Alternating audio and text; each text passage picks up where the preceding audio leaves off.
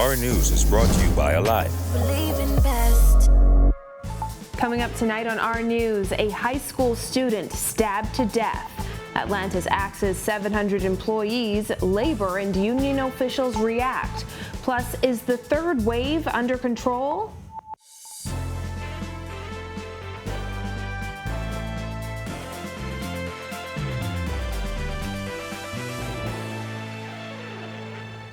Welcome to Our News and thanks for joining us. I'm Christina Dragovich. Topping news tonight, a student of Government High School is dead and another is in serious condition in hospital after a lunchtime fight turned deadly. Jillian Gray has the details. A schoolyard scrap turned deadly after two 11th grade students stabbed two others, according to police. Officers were directed to a corridor where they found two males lying on the ground. As a result, emergency medical services were summoned, and on examination of both of the victims, one of the victims was pronounced lifeless on the scene, and the other was transported to a hospital where he is listed in serious conditions at this time. ASP Audley Peters said two students were in a corridor having a conversation when two other students started an altercation. Police are in the initial stages of the investigation and say the students involved in the stabbing incident got away. Persons who may have been involved in this scaled the school fence and left and went home, we believe. Minister of Education Jeffrey Lloyd said officials are saddened by the situation, but maintained that schools are safe. Of course people are upset, and I can understand it. We are upset. We are deadly upset about what has transpired. But at the same time, we have hundreds of students in there who are taking the exams, have taken the exam, that we also have to ensure their safety. Now, tensions ran high outside the school as parents who heard about the situation came to see if their child was okay. But with little to no information from officials, they became extremely irritated. You telling us get out the way for a puppet just like that to get here, and nobody from administration comes to say nothing to the parents? Exactly. Yeah, come from this gate talking garbage. You understand? For him to say something like that, that scared the hell out of me. That's not right. It's not right for a mother to have to find this thing out just like that, and nothing, nobody say nothing. Even after I had to see it on the news. That's stabbing of death. They said y'all have to be here on y'all jobs and doing the things what they should be doing out here, talking with the parents and saying what's going on. This is a bunch of foolishness. It's time for this to end. They want to leave. They want to come out of there because they don't want to be the next victims. Peters responded to parents' concerns about the lack of information. It may be a faux pas on our part for not warning or saying something to the parents at the gate. And I personally take responsibility for that. But however, we could not simply say something to them because everybody would want to know if that's their child. And I'm not here to say that this is your son, and we have to wait an identification of the next of kin. While Peters could not confirm if the incident was gang-related, this parent, who wanted to remain anonymous, says she suspects the students are in a gang. She says her son and others have been threatened for weeks. They were threatening to stab my kids from weeks ago, and I told them, don't worry about it, just let it go. Peters says they will revisit the thought of police presence on school campuses. Reporting for Our News, I'm Jillian Gray. Well, 700 employees of Atlantis Paradise Island were let go today amid lower than normal occupancy levels during the COVID-19 pandemic. Labor officials were alerted to the job cuts just yesterday. While they aren't surprised, they called it very sad. Kyle Joaquin reports. And I know that those families must be going through a lot of worry at this time. Labor Minister Dion Folks calling it unfortunate that 700 Atlantis staff members are being sent home. It comes as the resort makes adjustments to its business strategy to survive the tough times brought on by COVID-19, particularly after being closed for 9 months. In a letter to employees, Atlantis President Audrey Oswald explained what went into making the tough decision, saying, "We don't know exactly when travel will return to normal business levels. When travel does return, it will be very different for everyone." She added, "Unfortunately, we have to part ways with team members that we respect and value. Out of 7,300 Atlantis team members, 700 of our colleagues will not be returning." The government wishes to empathize with all 700 of those families, of those employees, and to say that we're doing everything in our power to ease the burden and to bring assistance Atlantis is the largest private employer in the country.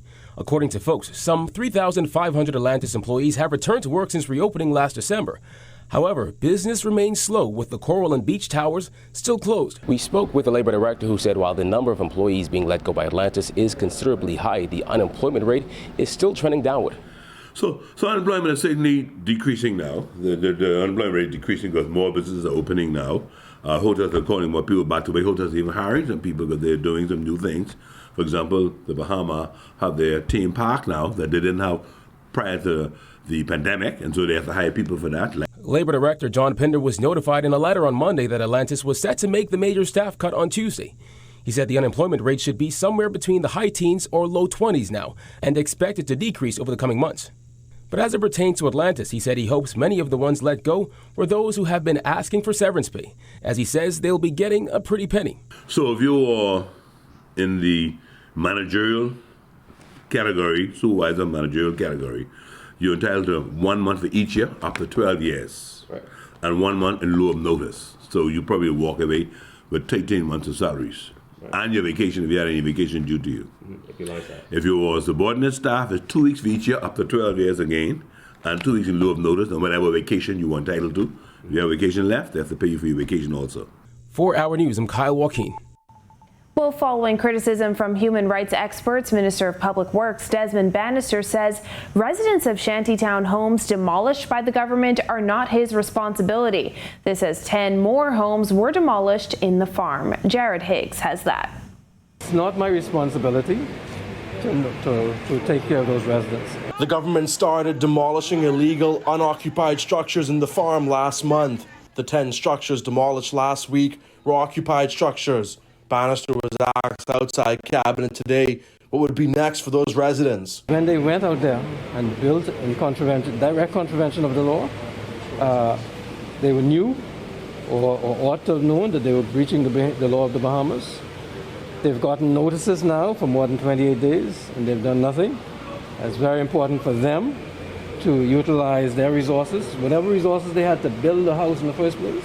Bannister said even though the Ministry of Works posted notices to all of the structures set for demolition and gave the residents an additional 3 days grace, some residents did not remove their belongings from their homes. As a result, he said the ministry had to take action. Where they did not remove their belongings, they took photographs of the belongings, they then inventoried them, they then removed them, except in cases where the owner said they didn't want them anymore. Then those houses were demolished. On Thursday, we demolished 6 buildings. That was a full day's work. An additional 4 buildings were demolished on Saturday. Bannister said the only structures that will be demolished are those that have been built since Hurricane Dorian. A 2018 Supreme Court injunction prohibits the government from demolishing shantytown structures that had already been constructed and prohibits anyone from constructing, erecting, or altering unregulated shantytown buildings anywhere in the Bahamas. There are almost 200 of them, and they have to go. None of them could stand up to hurricane force winds. They're all built in breach of the code. They're built in breach of the law. None of them have permits, and if you have a strong wind, they'll all be gone. We will be spending your money to rescue people in the midst of a hurricane if there's another hurricane in Abaco. A challenge to the government's demolition policy, which was brought by a group of shantytown residents being represented by Fred Smith QC, remains before the court. Reporting for Our News, I'm Jared Higgs. Health Minister Renward Wells says health officials have the third wave of COVID-19 infections under control. However, he admits the government could have used stricter measures. We could be more stringent from the governmental side in regards to the things that nobody would want, which is lockdowns and other curfews and lowering the curfew down to 8 o'clock or 6 o'clock and from 6 to 5 or weekend curfews. But as it stands now, the Ministry of Health has its hands around how we're moving forward. We are dealing with the positive cases, we're contact tracing, and we're vaccinating. Daily case counts and hospitalizations have nearly tripled compared to those recorded in February and March. However, Wells says there is ample bed space in the nation's healthcare facilities. A shortage of nurses is presenting a challenge, but Wells says that's even more reason for healthcare workers to get vaccinated. My encouragement to the healthcare sector and to the Bahamian people is for us to continuously vaccinate, because if healthcare workers and the entire health sector is vaccinated, we won't have an even more challenging circumstance for someone who is exposed to COVID and then has to step outside of the healthcare environment because they were exposed. A mix of clouds and sun today. Greg Thompson has the latest in the Weather Center. Thanks, Christina, and a happy Tuesday evening, everybody. A very warm and breezy evening on the outside. Studios-wise, temperatures are in the mid-70s. 76 is our current temperature. Winds are whipping out there out of the northeast at 13 knots, and they are gusting at times. And it's keeping our temperatures also feels like in the mid-70s. Satellite view, that frontal boundary across the central Bahamas, flaring up with some showers and thunderstorms, some mid and upper level energy moving across that area, helping those showers and thunderstorms to form. So we will continue to see that activity through the southeast and central Bahamas tonight through tomorrow. That's your first look at weather. Your extended forecast is still to come. Still to come, pushback over the extended state of emergency, plus the hotel union reacts to Atlantis redundancies. Stay with us. Welcome to our news and thanks for joining us. Topping news tonight. COVID-19 remains a serious threat. Coronavirus COVID-19 has disrupted our economy, tourism industry, educational system, and put our healthcare facilities and professionals on high alert. Are you prepared? Do you have all the facts? Stay tuned to this network for the very latest news and information on this global pandemic.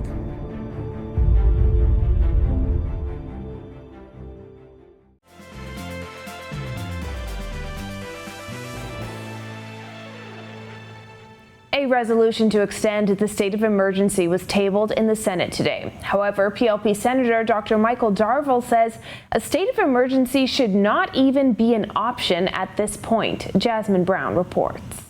The PLP Senator and Shadow Health Minister says his party will continue to oppose the extension of the state of emergency because there are other options that the Minnis administration is turning a blind eye to. Darville suggesting instead that legislation can be used to implement measures to mitigate the effects of the COVID-19 pandemic. The government should have come with some form of legislation to ensure that some of the public health measures necessary in order for us to fight this virus were in place. It'll be interesting to see exactly what their arguments would be, but I can tell you from the initial statement by our leader that we will not be supporting the extension. The government has tabled a resolution that would extend the state of emergency that has been in place for more than a year. The Prime Minister tabled the resolution in the House on Monday, and the AG tabled it in the Senate this morning. We think that the government is using this time and not being transparent with the Parliament or the Bahamian people. And so we're waiting to hear exactly what is the reason. We see the numbers, we understand the science, but we do not support the extension. The Bahamas has been under a state of emergency since March 2020, days after the first COVID case was confirmed in the country. The state of emergency allows for the competent authority to implement a number of measures in an effort to control the spread of COVID, including curfews, lockdowns, and restrictions on travel and business. On Friday, Governor General Sir Cornelius Smith issued a fourth proclamation declaring a state of emergency. The opposition has repeatedly said the emergency measures are not a plan to fight the pandemic. They're not doing a good job in managing this pandemic, and because they're not doing a good job, they're now rushing back to increase the emergency orders for another 6 months as the only mechanism and tool in order to fight the deadly coronavirus. Now, while senators are expected to debate that resolution in the Senate on Thursday morning, members of Parliament will return to the House of Assembly on Wednesday, where they will debate that extension. Reporting for our news, I'm Jasmine Brown. Well, the hotel union raising concerns over Atlantis Resort's decision to make 700 jobs redundant. Bethany McDermott reports. While many Atlantis workers were pushing to be made redundant, the Bahamas Hotel Catering and Allied Workers Union is concerned that only the Bahamian workforce was impacted by the decision to reduce the resort's workforce. We've been made to understand that the numbers include managerial person, but managerial to what level? Are there any expats in this? You understand what I'm saying? Because it can't just be for Bahamian workers only. In a letter to employees, Atlantis President Audrey Oswell announced that 700 employees will not be returning, adding the resort needs to make fundamental shifts by reducing the size of its workforce around a more focused business strategy. Now, according to Woods, workers impacted by this redundancy exercise are those that have yet to return to work since Atlantis reopened. We asked them if the union's anticipating another redundancy exercise in the future. Until the industry stabilizes, we wouldn't put it past them, because if you look at the immediate history, all of the hotels, all of them, did more than one round. Now, we don't say that to cause any alarm or fears, but until the industry really stabilizes and it starts to get back on track, we just have to wait. It's a wait and see game. Wood said the union doesn't know which areas were impacted by redundancies. As for payouts, emergency order, what it does is it suspends redundancy. But seeing that they've opted to go to redundant, and we've said this from last year, when the first redundancy payment was made or exercise was carried out, whether or not these redundancies were legal according to the emergency order. But what it does do is that they move to redundancy, then they have to make the payment for redundancy. Reporting for Our News, I'm Berthany McDermott. It's now time for tonight's Financial Market Minute, brought to you by RF, your local investment bank.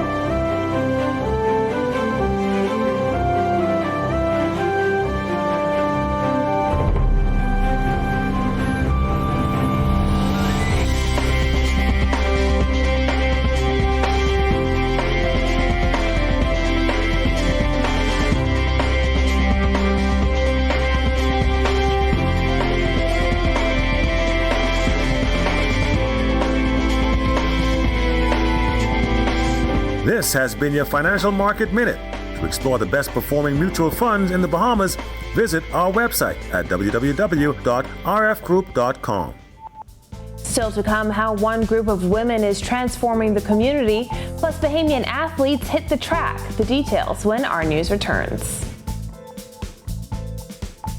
Welcome to our news and thanks for joining us. Topping news tonight. COVID-19 remains a serious threat. Coronavirus COVID-19 has disrupted our economy, tourism industry, educational system, and put our healthcare facilities and professionals on high alert. Are you prepared? Do you have all the facts? Stay tuned to this network for the very latest news and information on this global pandemic.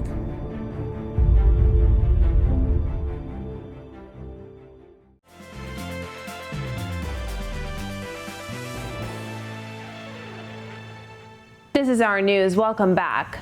From mental health seminars to scholarships, Lynx Incorporated has aimed to transform the community one program at a time. Jillian Gray has more. They are 34 women linked in friendship and dedicated to transforming the community. We serve the youth, we serve the arts, we serve national trends, international trends, and health and human services.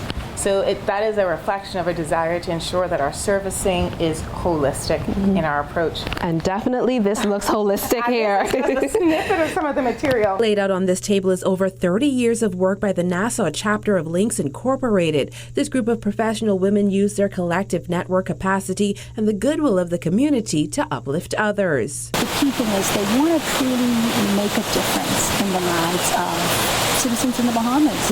And a key part of our programming is transformation. So tell me, why is it so important for you to continue the work that you're doing? The fact is that the Lynx Incorporated, we're 75 years this year. Our chapter is 31 years. And over the course of our history, we have identified the needs of the communities we serve, and we seek to meet those needs.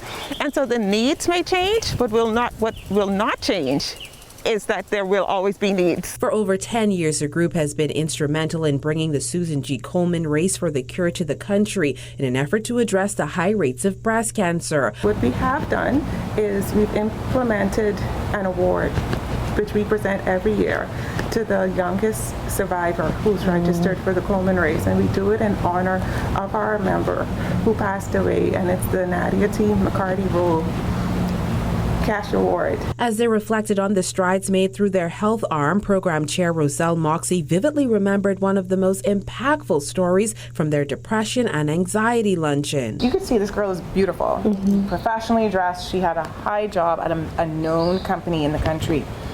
And here she is, she has the mic in her hand because she spontaneously stood up and announced to the room that, unbeknownst to her colleagues, she was suffering from depression. And that she went to therapy to get through that.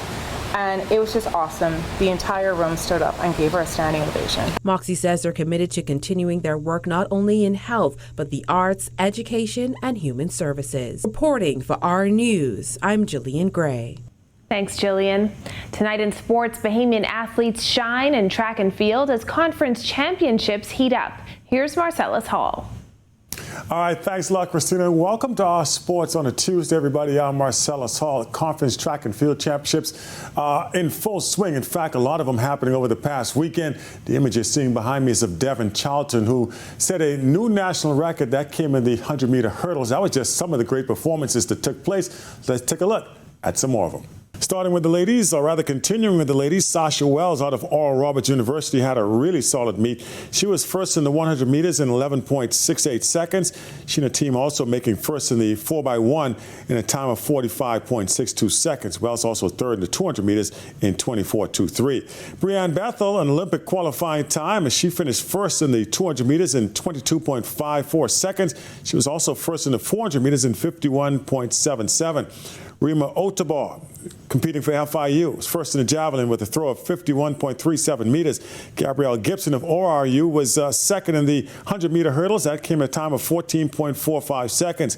As for Charisma Taylor of Washington State, she finished third in the triple jump with a best of 12.38.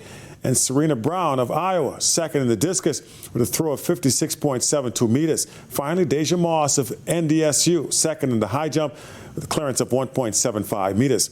On to the guys. Shaquem Smith of University of Texas El Paso set a personal best while winning the 110 hurdles in 13.73 seconds. He was also first in the 400 hurdles in 49.82 and a part of the winning 4x1 squad, which clocked 40.03 seconds. Tamar Green of Purdue, meanwhile, was first in the triple jump with a leap of 16.11 meters. Samson Colbert, also of Purdue, was second in the 100 meters in 10.30 and a part of the winning 4x1 team. They clocked 39.30 seconds. Laquan Nairn, competing for Arkansas, third in the long jump, the leap of 8.404 meters, and third in the triple jump in 16.40 meters there.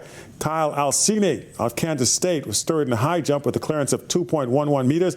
And finally, Branson Roll out of Liberty University finished third in the javelin with a toss of 57.58 meters. And we got to thank our friends at 10th Year Seniors who provide these images for us. A great site they have going on there, keeping you up to date on a lot of things that our Bahamian athletes are doing. That's your check on sports for you here on this Tuesday. I'm Marcellus Hall. Back to you, Christina. Thanks, Marcellus. Well, Abaco residents applaud the decision to lift the island's curfew. The details after this. Welcome to our news and thanks for joining us. Topping news tonight. COVID-19 remains a serious threat. Coronavirus COVID-19 has disrupted our economy, tourism industry, educational system, and put our healthcare facilities and professionals on high alert. Are you prepared? Do you have all the facts? Stay tuned to this network for the very latest news and information on this global pandemic.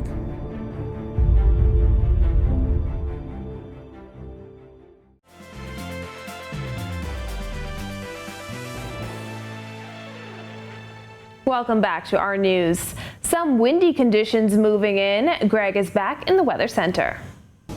Thanks again, Christina. In our second look at weather, we take a look at our satellite view around the region. Of course, we have that front boundary across the central Bahamas basically stalled out, flaring up with some energy moving across in the mid and upper levels. That flow in the mid and upper levels actually is what we call zonal from west to east.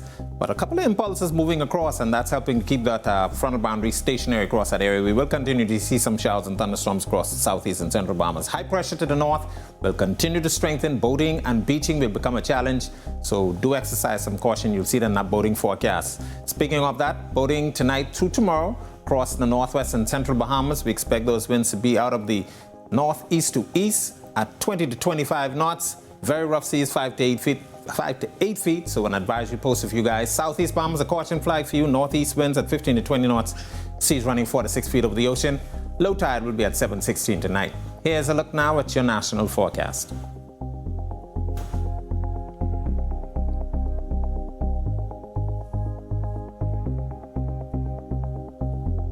A look now at your extended forecast through Sunday.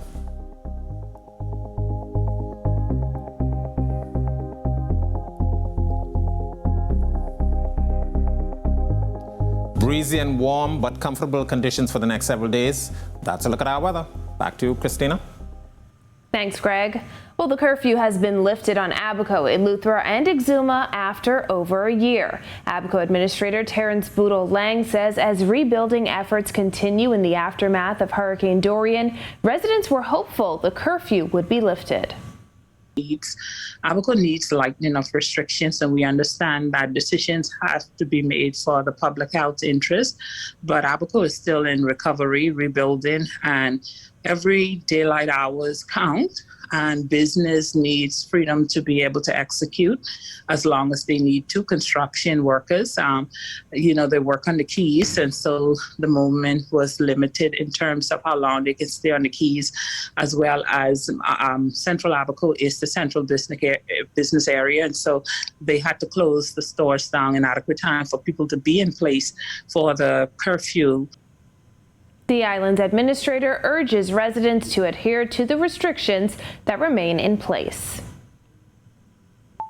Well, thank you for joining us for our news tonight. On behalf of the entire team, I'm Christina Dragovich. We'll see you right back here tomorrow night. Have a beautiful evening, Bahamas.